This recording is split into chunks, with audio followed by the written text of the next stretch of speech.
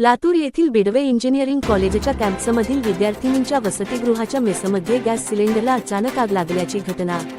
लातूर येथील बिडवे इंजिनिअरिंग कॉलेजच्या कॅम्पसमधील विद्यार्थिनींच्या वसतिगृहाच्या मेसमध्ये गॅस सिलेंडरला अचानक आग लागल्याची घटना घडली। या घटनेनंतर परिसरात काही काळ भीतीचे वातावरण निर्माण झाले। सुदैवाने मोठी जीवितहानी टळली। घटनेची माहिती मिळताच युवासेनेचे जिल्हा अध्यक्ष कुलदीप सूर्यवंशी हे तात्काळ कॉलेज कॅम्पसमध्ये दाखल झाले।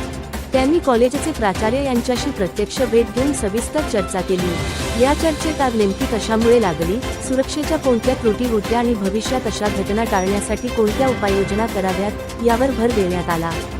युवासेनेच्या वतीने मेसमधील सुरक्षा व्यवस्था अधिक मजबूत करण्याच्या सूचना देण्यात आल्या।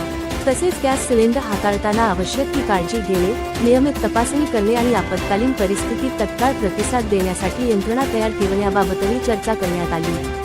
कॉलेज प्रशासनानेही या घटनेची गांभीर्याने दखल घेतली असून आवश्यक त्या सुधारणा आणि सुरक्षा उपाययोजना तातडीने राबविण्याचे आश्वासन दिले आहे। यावेळी युवासेनेचे लोकसभा अध्यक्ष कृष्णाजी सरवदे, लोकसभा समन्वयक धनराजजी शिंदे, युवासेना जिल्हा सचिव गणेशजी पवार, रेणापूर युवासेना तालुकाध्यक्ष सुरेशजी पुरी युवासैनिक उपस्थित होते।